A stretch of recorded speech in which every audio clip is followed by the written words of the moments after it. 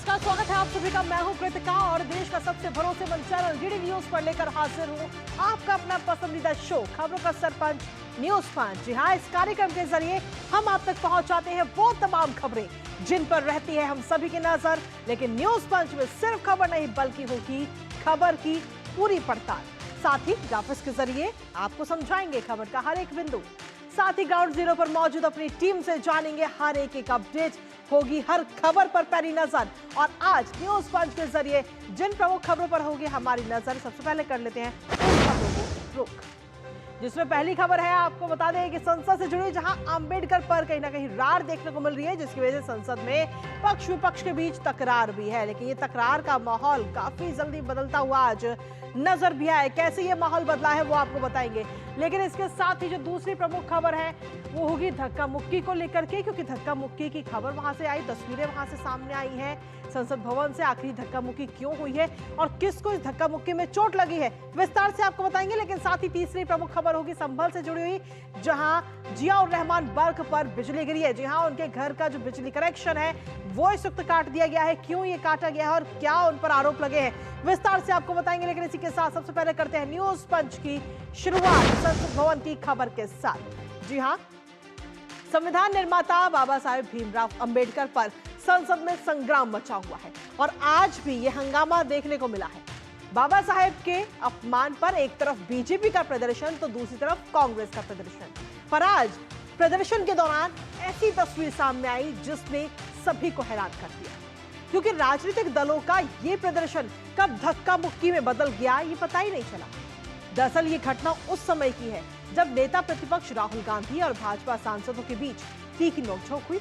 आरोप है कि राहुल गांधी के धक्के से भारतीय जनता पार्टी के दो सांसद मुकेश राजपूत और प्रताप सारंगी घायल हो गए। फर्रुखाबाद से सांसद मुकेश राजपूत को आईसीयू में भर्ती किया गया, तो वहीं प्रताप सारंगी का सिर फट गया और खून बहने लगा और उन्हें भी अस्पताल में भर्ती कराया गया।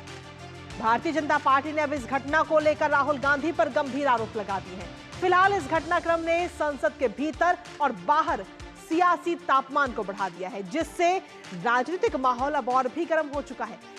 आज बात करेंगे इन तमाम चीजों को लेकर, साथ ही जानेंगे आज का हर एक अपडेट। लेकिन उससे पहले आपको दिखाते हैं संसद भवन की आज 3 तस्वीर।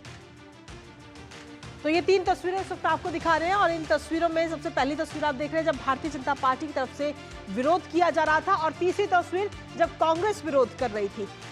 तो ये 2 तस्वीरें वो है, लेकिन इसके साथ ही दूसरे नंबर की जो बीच की तस्वीर आप देख रहे हैं ये वो है जब धक्का मुक्की हुई और धक्का मुक्की के बाद में बीजेपी सांसद प्रताप सारंगी को चोट लगी, उनके सर से खून बहने लगा। उस दौरान की ये तीसरी तस्वीर आप देख रहे हैं। तो आज की ये तीनों तस्वीरें हैं, एक तरफ कांग्रेस का प्रदर्शन, एक तरफ बीजेपी का प्रदर्शन और बीच में ये प्रदर्शन कब धक्का मुक्की में बदल गया। तो ये तीनों तस्वीरें आज की हैं और काफी मायने, क्योंकि प्रदर्शन तो हमने इससे पहले भी देखा है संसद भवन में, लेकिन धक्का मुक्की की वजह से इतनी चोट आना और 2 सांसद जब घायल हो गए तो कहीं ना कहीं कई सारे सवाल खड़े होते हैं। अब धक्का मुक्की में बीजेपी के सांसद को चोटें लगी, बीजेपी ने सीधे तौर पर कांग्रेस को घेरा है और साथ ही राहुल गांधी पर भी गंभीर आरोप लगाए हैं। इस पर राहुल गांधी और बीजेपी के घायल सांसद प्रताप सारंगी का क्या कुछ कहना है वो आपको सुनाते हैं। एमपी को धक्का लगा, मेरे ऊपर गिर पड़ा और मैं नीचे सीढ़ी के ऊपर में। Excuse me, I have hand on his injury. और राहुल गांधी ने आकर के एमपी को धक्का लगाया, वो मेरे ऊपर गिर पड़ा और मैं। कहाँ चोट लगी सर आपको, कहाँ चोट लगी? ठीक है, कोई मतलब धक्का मुक्की से हमें कुछ होता नहीं है, मगर ये एंट्रेंस है पार्लियामेंट हाउस की और हमारा अधिकार है अंदर जाने का, और बीजेपी के जो मेंबर्स हैं वो हमें अंदर जाने से रोक रहे थे। कॉन्स्टिट्यूशन पर आक्रमण कर रहे हैं और जो अंबेडकर जी की मेमोरी है उसका अपमान कर रहे हैं। और वहीं संसद परिसर में हुई इस धक्का मुक्की पर केंद्रीय मंत्री किरेन रिजिजू के साथ अन्य केंद्रीय मंत्री शिवराज सिंह चौहान और गजेंद्र सिंह शेखावत का क्या कुछ कहना है वो भी आपको सुनाते हैं। राहुल गांधी को सवाल करना चाहता हूं कि अगर सब लोग अपना ताकत दिखा करके मारपीट करने लग जाएंगे तो पार्लियामेंट कैसे चलेगा? वो नेता प्रतिपक्ष है, क्या कोई ऐसा धक्का बॉक्सिंग मार करके एमपीज के साथ व्यवहार करेंगे? लोकतंत्र में बात रखने का अधिकार है, लेकिन आपका पहलवानी दिखाने का क्या मतलब है? राहुल गांधी और कांग्रेस ने जो गुंडागर्दी की है उसका कोई दूसरा उदाहरण नहीं मिलता। अब मुझे समझ में नहीं आता, राहुल गांधी ऐसी गुंडागर्दी करेंगे, धक्का मुक्की करेंगे, सांसदों को पीटा जाएगा? अभद्र भी था, अशोभनीय भी था और अस्वीकार्य भी है। लोकतंत्र में हमारे मतभेद हो सकते हैं, वैचारिक मतभेद हो सकते हैं, लेकिन लोकतंत्र में इस तरह की घटनाएं, इस तरह के जो है शारीरिक रूप से इस तरह से किसी को चोट पहुंचाना नितांत स्वीकार्य है, निंदनीय है और इसकी जितनी भर्त्सना की जाए उतनी कम है। दरअसल ये पूरा मामला शुरू हुआ था बाबा साहेब भीमराव अंबेडकर के अपमान को लेकर। लगातार विपक्ष की तरफ से आरोप लगाए जा रहे थे बाबा साहेब भीमराव अंबेडकर के अपमान पर, और वहीं दूसरी तरफ हम देखें तो पक्ष की तरफ से भी कई सारे आरोप लगाए गए। ऐसे में विपक्ष को सत्ता पक्ष ने किस तरीके से घेरा है वो आपको सुनाते हैं। पूरी कांग्रेस पार्टी, मल्लिकार्जुन अर्जुन खड़गे तो उसके एक पात्र हैं, पूरी कांग्रेस पार्टी उसको तोड़ मरोड़ कर नकारात्मक प्रचार कर रही है। पंडित जवाहरलाल नेहरू से लेके अंत तक पूरे कांग्रेस पार्टी ने बाबा साहेब भीमराव अंबेडकर को अपमानित करने का काम किया। तीन पीढ़ियां, पंडित नेहरू, इंदिरा गांधी जी और राजीव गांधी जी, इन्होंने भारत रत्न बाबा साहब अंबेडकर को नहीं दिया। आज ऐसी कौन सी मजबूरी आ गई कि राहुल गांधी जी, प्रियंका गांधी जी को बाबा साहब अंबेडकर की फोटो लेके घूमना पड़ रहा है? जो गांधी परिवार उनकी ओर नहीं था, अपमानित करता था, प्रताड़ित करता था, आज जब उनका चेहरा बेनकाब देश के सामने संविधान की चर्चा में हुआ है तो कांग्रेस की मजबूरी बन गई कि अंबेडकर जी की फोटो लेकर निकले। इनको शर्म करनी चाहिए। आजीवन बाबा साहब अंबेडकर का इन्होंने अपमान करा, उन्हें भारत रत्न नहीं दिया। और आपको देखना होगा कि अगर किसी ने बाबा साहब अंबेडकर के आदर्शों को चरितार्थ करा, यदि संविधान को जीवंत रूप में भारत में लागू करा, तो वो है आदरणीय प्रधानमंत्री श्री नरेंद्र मोदी जी। और वहीं ऐसे में अंबेडकर साहब के इस अपमान को लेकर विपक्ष भी कहीं ना कहीं बचाव में उतरता हुआ नजर आया है। विपक्ष की तरफ से क्या कुछ कहना है वो भी आपको सुनाते हैं। ये कहते हैं आरक्षण को ये खत्म नहीं करना चाहते, संविधान को बदलना नहीं चाहते, तो क्या कर रहे हैं? बेसिक रिस्पेक्ट होती है ना, इंग्लिश में कहते हैं बेसिक रिस्पेक्ट। बाबा साहब अंबेडकर इस देश के सभी लोगों के लिए पूज्य, स्मरणीय। तो आज की संसद की तस्वीर कुछ अलग ही देखने को मिली है, क्योंकि इससे पहले प्रदर्शन तो हम हर बार देखते थे, पक्ष और विपक्ष के बीच तकरार भी हम हर बार देखते थे, लेकिन आज तकरार कब धक्का मुक्की में बदल गई ये पता नहीं चला है और तस्वीरें कुछ अलग ही सामने आई हैं। हमारे सामने इस वक्त राजेश राज हमारे सहयोगी जुड़ रहे हैं, सीधा उन्हीं का रुख करेंगे। राजेश राज, अगर देखा जाए तो आज की तस्वीर वाकई काफी हैरान करने वाली है, क्योंकि संसद भवन को हम लोकतंत्र का मंदिर कहते हैं और वहां से ये खून खराबे की इस तरीके की तस्वीरें बेहद शर्मनाक। बिल्कुल सही कहा कृतिका आपने कि लोकतंत्र जो है वो बहस विमर्श और वोट के लिए होता है। डर और डंडे के बल पर हम संसद को नहीं चला सकते हैं। और ऐसे में राम मनोहर लोहिया जो कोट किया करते थे उनकी याद आती है कि राम मनोहर लोहिया हमेशा कहते थे कि बहस और विमर्श वोट के जरिए ही हम डेमोक्रेसी को मजबूत कर सकते हैं। लेकिन जिस तरीके का नज़ारा संसद भवन परिसर में आज देखने को मिला, ये निश्चित तौर पर हैरानी पैदा करता है। हमने देखा कि कांग्रेस एक तरफ प्रदर्शन कर रही थी, वहीं भारतीय जनता पार्टी भी प्रदर्शन पर उतारी थी और कहीं ना कहीं बाबा साहब अंबेडकर के नाम को कैश करने की जो होड़ है वो दोनों दलों में लगी हुई थी। और कांग्रेस जो है वो अपने फेस को बचाने के लिए जिस तरीके से राज्यसभा में भारतीय जनता पार्टी के वरिष्ठ नेता और गृह मंत्री अमित शाह ने अंबेडकर के साथ किए गए जो नाइंसाफी अब तक कांग्रेस के द्वारा किए गए हैं उनकी जो परतें उन्होंने सिलसिलेवार तरीके से खोली, इससे कहीं ना कहीं कांग्रेस जो है वो बौखलाई हुई है। लिहाजा भारतीय जनता पार्टी पर कई तरह के आरोप लगाए जा रहे हैं और धक्का मुक्की में हमने देखा कि प्रताप सारंगी और मुकेश राजपूत जो भारतीय जनता पार्टी के दो सांसद हैं वो घायल हुए हैं और अब एफआईआर जो है थाने में शिकायत कराने की भी बारी पहुंच चुकी है।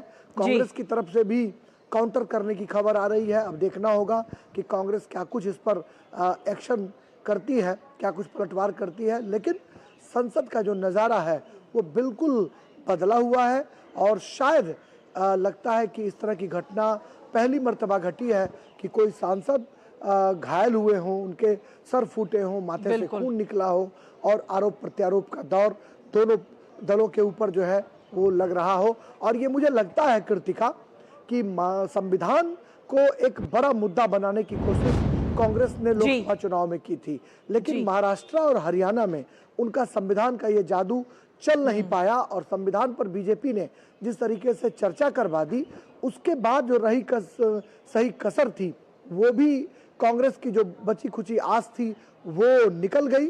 और शायद यही वजह है कि बाबा साहब के नाम पर सियासत एक बार फिर जो है कांग्रेस तेज करने में जुटी हुई थी। देखिए राजेश, बीजेपी ने पुरजोर तरीके से काउंटर किया। राजेश, अगर हम देखें तो सबसे पहले संविधान पर चर्चा हुई संसद भवन में, जिसको लेकर कांग्रेस बुरी तरह घिरती हुई नजर आई, और उसके बाद में बाबा साहेब के अपमान को लेकर उस पे भी कांग्रेस को मुंह की खानी पड़ी, क्योंकि किस तरीके से कई बार इससे पहले अपमान कांग्रेस कर चुकी है बाबा साहेब का, वो तमाम बातें एक बार फिर से निकलकर सामने आई। और अब एक और नया मामला कि किस तरीके से धक्का मुई और भाजपा के 2 सांसद इसमें घायल हो गए। आपसे जानना चाहेंगे कि भाजपा के जो दोनों सांसद हैं, मुकेश राजपूत और प्रताप सारंगी, फिलहाल कैसी तबीयत है उनकी? देखिए, राम मनोहर लोहिया जो अस्पताल है दिल्ली का, उस अस्पताल में जाकर कई केंद्रीय मंत्रियों ने दोनों सांसदों का हालचाल पूछा है। वहां पर उनका इलाज चल रहा है, थाने में शिकायत भी दर्ज कराई जा रही है और जो उनकी स्थिति है वो स्थिर बताई जा रही है। जैसा प्रहलाद जोशी केंद्रीय मंत्री और शिवराज सिंह चौहान जो कृषि मंत्री हैं, उन्होंने मीडिया से बातचीत करने के दौरान जो जानकारी दी, उसके मुताबिक दोनों के हालत जो है वो स्थिर है और उनका गहन जो है वो इलाज किया जा रहा है, जांच पड़ताल किया जा रहा है। बहरहाल संसद में गहमागहमी जो है वो चारों ओर है। अभी 2 बजे जब सदन की कार्रवाई शुरू हुई तो उस वक्त विपक्षी सांसद जय भीम के नारे लगाते हुए सदन के भीतर पहुंचे और फिर जब हाउस खत्म हुआ तो प्रियंका गांधी के नेतृत्व में हाथों में अंबेडकर की तस्वीर लिए हुए वो बाहर आई और उन्होंने जय भीम का नारा लगाया और कहा कि भारतीय जनता पार्टी के लोग जय भीम के नारे लगाकर देखें। यही सवाल जब मैंने केंद्रीय मंत्री गिरिराज सिंह से पूछा कि प्रियंका गांधी कह रही हैं कि जय भीम के नारे लगाकर वो दिखाएं, तो गिरिराज सिंह ने कहा कि हम तो बाबा साहब अंबेडकर को पूजते हैं, ये नारे लगाने की बात जो है वो तो बहुत सस्ती बातें हैं। हम तो बाबा साहब की पूजा करते हैं, बाबा साहब को पूजते हैं और उनकी जो तमाम जो तीर्थस्थल है उसको भारत सरकार ने डेवलप किया है। देखिए, हम देख रहे हैं कि कांग्रेस जो है हर मुद्दे को भुना करके अपनी राजनीतिक रोटियां कहीं ना कहीं सेकने की कोशिश कर रही है। अगर खास तौर पर बात करें हम प्रियंका गांधी की, तो प्रियंका गांधी का जो बैग है वो इन दोनों काफी चर्चा में रहा है। किस तरीके से फिलिस्तीन का समर्थन किया, बांग्लादेश में हिंदुओं के समर्थन करती हुई नजर आई। और इसके साथ ही अब आज की तस्वीर, नीले रंग के कपड़े राहुल गांधी और प्रियंका गांधी दोनों पहनकर नजर आए। लेकिन क्या ये माना जाए कि ऐसे मुद्दों पर सियासत करते हुए राजनीति की रोटियां सेकने की काम कहीं ना कहीं कांग्रेस कर रही है? देखिए, राजनीतिक हलकों में जो गॉसिप है उसके मुताबिक कि राहुल गांधी और प्रियंका गांधी दोनों के इवेंट मैनेजर हैं, दोनों उनको जो संकेत देते हैं, जो संदेश देते हैं, उस हिसाब से वो एक्ट करते हैं। फिलिस्तीन के बैग की बात करें, बांग्लादेश के बैग की बात करें और आज आपने ब्लू लिबास की बात करी, तो जो ब्लू कपड़ा है वो भी अंबेडकर से जुड़ा हुआ है। जय भीम के नारे शायद इसलिए वो लगाते हुए संसद से बाहर आई और कहीं ना कहीं एक संदेश देने की वो कोशिश कर रही हैं। और जो मुझे दिखाई पड़ रहा है कि दोनों भाई बहनों में लीडरशिप को लेकर के भी होड़ लगी हुई है। प्रियंका गांधी पहली बार संसद चुनकर पहुंची हैं, पहला उनका सत्र है शीतकालीन सत्र, और इस सत्र में उन्होंने राहुल गांधी से आगे लीड लेने की कोशिश भी की है। मीडिया में आकर हर मुद्दे पर वो बातचीत करती है। राहुल गांधी हर मुद्दे पर रिएक्ट नहीं करते, लेकिन प्रियंका गांधी चलते चलते भी मीडिया से मुखातिब हो जाती हैं। 1-2 लाइन की बाइट जो है वो मीडिया को वो दे दिया करती हैं रोज। तो कहीं ना कहीं दोनों भाई बहनों में लीडरशिप के सवाल पर भी होड़ है और प्रियंका गांधी को इसमें लीड मिलता हुआ दिखाई पड़ रहा है। मुझे लगता है कि दोनों के जो इवेंट मैनेजर हैं वो अपने अपने हिसाब से व्यूह रचना करने में जुटे हुए हैं और उसी हिसाब से दोनों एक्ट कर रहे हैं। चलिए, फिलहाल बहुत बहुत शुक्रिया राजेश, तमाम अपडेट्स और जानकारी हमारे साथ साझा करने के लिए। आप लगातार अपनी नजर वहां पर बनाए रखिएगा। तो सीधे तौर पर देखें तो संसद भवन के अंदर कहीं ना कहीं ये लगातार सियासी घमासान हमें देखने को मिल रहा है। इस पर नजर न्यूज पंच के जरिए लगातार बनी रहेगी, लेकिन इसी के साथ रुक कर लेते हैं अगली महत्वपूर्ण खबर का, जो कि जुड़ी हुई है संभल से। दरअसल समाजवादी पार्टी के सांसद जियाउर रहमान की मुश्किलें लगातार बढ़ रही हैं। तो वहीं दूसरी ओर उनके घर की बिजली का कनेक्शन भी काट दिया गया है, जिसके बाद से उनके घर में अंधेरा छाया हुआ है और इससे पहले उनके खिलाफ बिजली चोरी की एफआईआर भी दर्ज की गई। दरअसल सांसद के घर में लगे 2 बिजली के मीटरों में टेम्परिंग के सबूत मिले हैं। बीते दिनों बिजली विभाग ने सांसद के घर पुराने मीटर हटाए थे और उनको सील किया था और लैब में जांच के लिए भेजे गए थे, जिसमें बड़ा खुलासा हुआ है लैब रिपोर्ट के जरिए, वो भी आपको बताएंगे। लेकिन आपको बता दें कि इससे पहले 2 मीटर बर्क के घर में लगे हुए थे, जिनका कुल लोड 4 किलोवाट था। और जब बिजली विभाग की टीम ने घर पहुंचकर जांच की तो पता चला कि घर में लगे बिजली उपकरणों के मुताबिक घर में बिजली की कुल खपत 16 किलोवाट है। आपको बता दें कि संभल हिंसा के बाद से ही लगातार चेकिंग अभियान में बड़ी संख्या में कटिया कनेक्शन की बात भी सामने आई थी। वहीं बिजली विभाग की टीम लगातार बिजली चोरी पर कार्रवाई कर रही है। कई लोगों को बिजली विभाग ने नोटिस भी जारी किया है और इसी में सपा सांसद भी बुरी तरह अब फंसते हुए नजर आ रहे हैं। आज संभल में क्या क्या हुआ है, ग्राफिक्स के जरिए नजर डालते हैं, फिर करेंगे अपने संवाददाता से बात। तो आज की अगर हम बात करें तो जियाउर रहमान बर्क का जो बिजली कनेक्शन है वो इस वक्त काट दिया गया है। हालांकि 2 दिन पहले ही उनके घर में नया डिजिटल मीटर भी बिजली विभाग की तरफ से लगाया गया था, लेकिन फिलहाल अब उनका कनेक्शन काट दिया गया है। बिजली मीटर में छेड़छाड़ पर एफआईआर दर्ज की गई। पिता पर अधिकारियों को धमकाने का भी आरोप है। दरअसल उनके पिता की तरफ से ये कहा जा रहा है कि सत्ता जो भाजपा है वो सत्ता में हमेशा नहीं रहेगी, सरकार बदलेगी, और ये कहते हुए अधिकारियों को धमकाते हुए नजर आए हैं सांसद जी के पिता। मीटर की लैब रिपोर्ट में बड़ा खुलासा हुआ है। जो मीटर की लैब रिपोर्ट आई है सामने, जिसमें लगातार 0 बिल दिखा रहा था। आज सुबह बिजली विभाग वहां पर पहुंचती है, दोनों मीटर का लोड वहां पर चेक किया जाता है कि आखिर कितना लोड है, जो कि तादाद से काफी ज्यादा था। 2 मीटर के साथ छेड़छाड़ मामले में अब एक बड़ा एक्शन कहीं ना कहीं देखने को मिला है। ये तस्वीरें भी इस वक्त हम आपको दिखा रहे हैं, सपा सांसद के घर की ये तस्वीरें, और अब कहीं ना कहीं उनके घर की जो बिजली का कनेक्शन है वो फिलहाल काट दिया गया है। एसी, कूलर, तमाम बिजली के उपकरण उनके घर में मौजूद है, लेकिन उसके बावजूद भी उनका जो बिजली का बिल है पिछले कई महीनों से लगातार वो 0 आ रहा था। आखिर क्यों? इसको लेकर जो बिजली का मीटर है वो लैब रिपोर्ट में भी गया था, जिसमें बड़ा खुलासा हुआ है। हमारे साथ हमारे सहयोगी निशांत राय संभल से इस वक्त जुड़ गए हैं, सीधा उनका रुख करते हैं। निशांत, जो ये लैब रिपोर्ट सामने आई, सबसे पहले इस लैब रिपोर्ट के बारे में आपसे जानना चाहेंगे कि क्या बड़ा खुलासा हुआ इसमें? देखिए, बिजली विभाग की ओर से परसों सांसद साहब का यहाँ जो मीटर लगा था उसको उतारा गया और स्मार्ट मीटर लगाया गया था, क्योंकि उस मीटर में पिछले 6 महीने की जो रीडिंग थी वो 0 दिखाई दे रही थी। ऐसे में स्मार्ट मीटर लगाकर देखा गया कि क्या वास्तव में यहाँ पर 0 रीडिंग आती है और कितना इस पर जो वॉट का जो पैमाना है वो कितना होता है। जब यहाँ पर मीटर लगाया गया 2 दिन में ही स्मार्ट मीटर में 5 किलोवाट से ज्यादा का लोड दिखाया गया। वहीं जो बिजली के बिल की जो बात है उसको लेकर आज अगर बात की जाए तो बिजली विभाग के द्वारा सांसद साहब पर एफआईआर दर्ज की गई है, जिसमें मीटर से छेड़छाड़ और साथ में बिजली की चोरी का मुकदमा उन पर धारा 135 के तहत दर्ज किया गया है। दूसरी ओर अगर बात की जाए, चूंकि यहाँ पर सांसद साहब के यहाँ जो आज सुबह छापेमारी की कार्रवाई हुई थी तो 16 किलोवाट से ज्यादा यहाँ पर बिजली की खपत बताई जा रही है जो उपकरण हैं, और ऐसे में 2-2 किलो के मात्र 2 किलोवाट के मात्र 2 मीटर थे। तो इसको लेकर कार्रवाई की गई बिजली विभाग के द्वारा और सांसद साहब का फिलहाल कनेक्शन काट दिया गया है। सांसद साहब के जो पिता हैं उन्होंने बिजली विभाग के कर्मचारियों को धमकी दी, सरकार आने के बाद देख लेने की बात कही, जिसके चलते उन पर भी एक मुकदमा दर्ज किया गया है नकासा थाने में। जो बिजली विभाग के कर्मचारी थे उन्होंने एक लिखित एप्लीकेशन दी, जिसके बाद पुलिस ने ये कार्रवाई की है। कुल मिलाकर सांसद जियाउर रहमान बर्क के पिता दोनों ही की स्थिति में। निशांत, क्या अभी तक इस पूरे मामले में जो बिजली चोरी का ये बड़ा आरोप जो जियाउर रहमान बर्क पर लग रहा है, क्या इस मामले में अभी तक कोई बयान बर्क की तरफ से दिया गया है, सपा सांसद की तरफ से?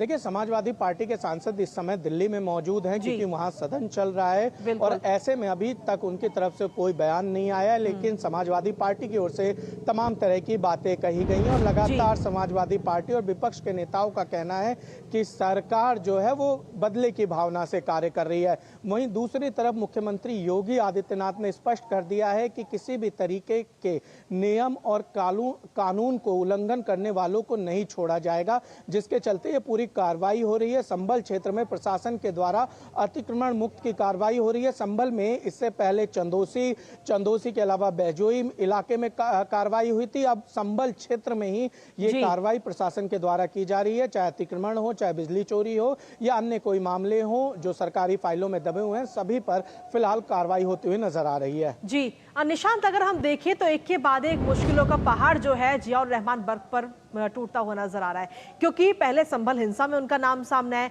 इसके साथ ही जो 6 महीने पहले जो जून में जब एक हादसा हुआ था, तो उस हादसे में उनकी स्कॉर्पियो गाड़ी, जिसमें ये कहा गया कि वो खुद मौजूद थे और उससे एक व्यक्ति की मौत हो गई थी, तो एक वो मामला, और अब ये बिजली चोरी का मामला, यानी कि ये जो मामले हैं वो लगातार बढ़ते जा रहे हैं, एक के बाद एक FIR दर्ज हो रही है।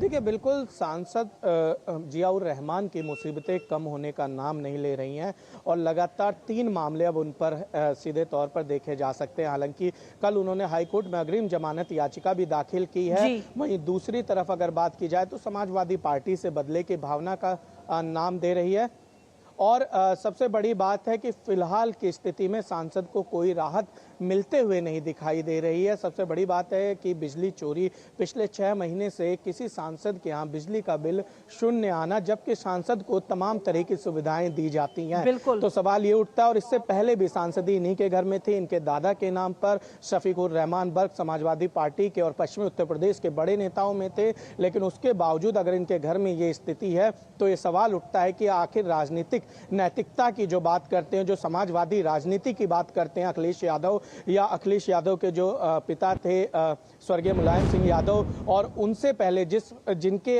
विचारधारा पे समाजवादी पार्टी की नींव रखी गई थी, जयप्रकाश नारायण की बात की जाए, लोहिया जी की बात की जाए, तो आखिर क्या ये वाकई समाजवादी विचारधारा? ये एक बड़ा सवाल सांसद जो है जियाउर रहमान बर्ग के लिए है और वो युवा हैं, और युवा सांसद के घर में अगर इस तरीके से स्थितियां हो रही हैं तो अगर ये सत्ता में होते तब क्या स्थितियां होती, ये बड़ा सवाल है। जी चलिए, फिलहाल बहुत बहुत शुक्रिया निशांत, तमाम जानकारी और अपडेट्स हमारे साथ साझा करने के लिए। तो कुल मिलाकर अगर देखा जाए तो कई तरीके के आरोप अब कहीं ना कहीं जियाउर रहमान बर्ग पर लग रहे हैं। एक के बाद एक नए केस उनके ऊपर दर्ज हो रहे हैं। कभी संभल हिंसा को लेकर उनके ऊपर मामला दर्ज होता है, तो उसके बाद में अगर हम देखें तो एक हादसे में उनका नाम निकलकर सामने आता है, और ऐसे में अब जो नया मामला सामने आया वो आया है बिजली चोरी का। तो बिजली चोरी को लेकर के फिलहाल सांसद जी की तरफ से किसी प्रकार की कोई प्रतिक्रिया नहीं मिली है, लेकिन लगातार कई तरीके के सवाल ऐसे में खड़े हो रहे हैं कि आखिर क्यों पिछले कई महीनों से लगातार उनका बिजली का बिल शून्य आ रहा था, और सिर्फ 1 या 2 महीने नहीं बल्कि 5 से 6 महीनों से लगातार उनका बिजली बिल शून्य था। तो आखिर अब तक इस पर क्यों किसी की नजर नहीं पड़ी है? और जब बिजली विभाग की टीम वहां पर पहुंचती है तब भी भारी संख्या में पुलिस फोर्स भी वहां पर तैनात की गई सुरक्षा की दृष्टि से। तो ऐसे में कई सारे सवाल इस वक्त सपा समाजवादी पार्टी के सांसद अतिकुर रहमान बर्ग पर खड़े हो रहे हैं कि आखिर उनकी मुश्किलें कब कम होंगी। इस पर रहेगी हमारी लगातार नजर, लेकिन इसी के साथ फिलहाल न्यूज पंच में मुझे और हमारी टीम को दीजिए अनुमति। बाकी देश भर की तमाम खबरों के लिए आप देखते रहिए DD न्यूज। नमस्कार।